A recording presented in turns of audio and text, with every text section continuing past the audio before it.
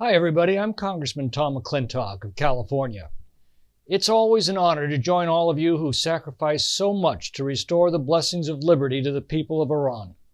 Iran is one of the oldest and greatest civilizations in history, but it's been suppressed and plundered by a clique of theocratic thugs that comprises the illegitimate Iranian government.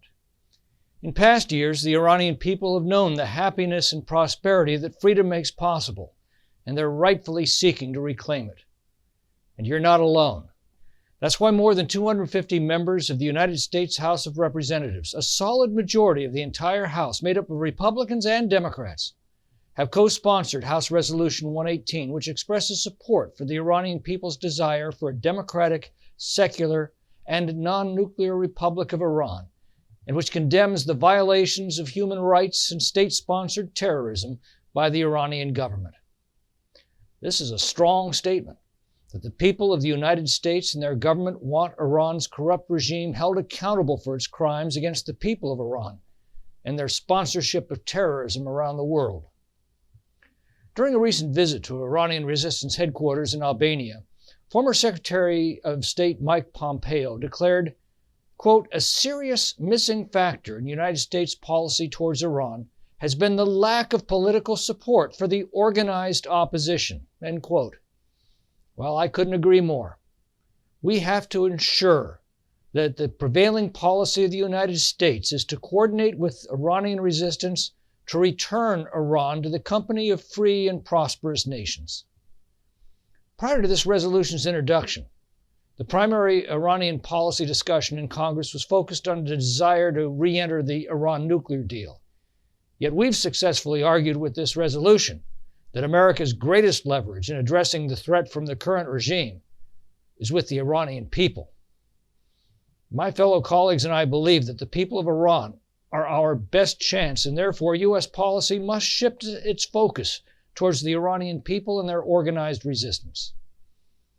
I'd also like to take this time to thank Maryam Rajavi and all of those in attendance here for offering hope to your people in Iran.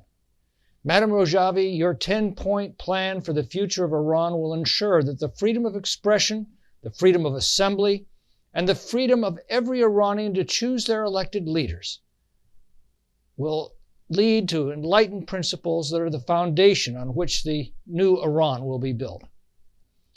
Despite the Tehran regime's attempt to downplay your movement, actions taken by it prove they know the truth, that dissent is strong throughout the country. We have seen the Iranian people taking to the streets year after year, demanding liberty and justice. The ruling regime has denied the people of Iran these rights, and by so doing has lost any claim to legitimacy. The world sees that, just as you see it. The dictators in Iran are not content with just persecuting dissidents at home. They've committed crimes against humanity, supported terrorists across the globe, and even used their diplomats to plant bombs. 4 years ago this month, a terrorist diplomat was dispatched by Iranian rulers to blow up the 2018 Free Iran World Summit.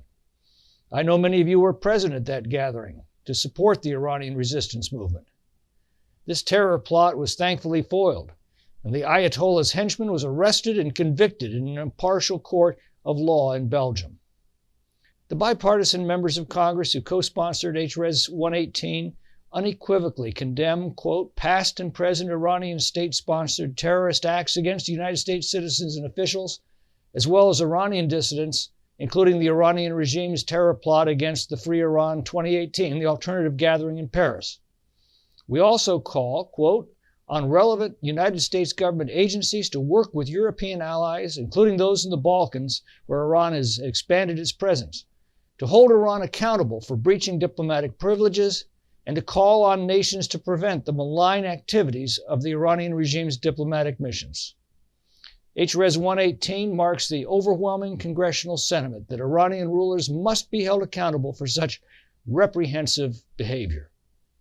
It is well past the time for the Biden administration to take into consideration Secretary Pompeo's recommendation and to provide political support for the Iranian opposition movements and constructively engage Mrs. Rajavi's leadership and her Jeffersonian platform for a free, secular, and democratic republic in Iran.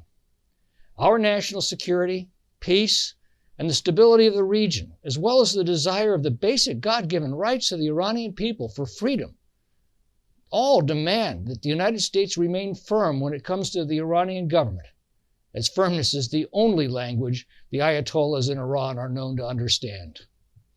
As Benjamin Franklin once said, "Our cause is the cause of all mankind, and that we are fighting for their liberty in defending our own." Ladies and gentlemen, the world stands with you and your fight for freedom. As it was once our duty to relinquish the tyrannical bonds of unjust rulers, it is now your turn to continue this endeavor for democracy.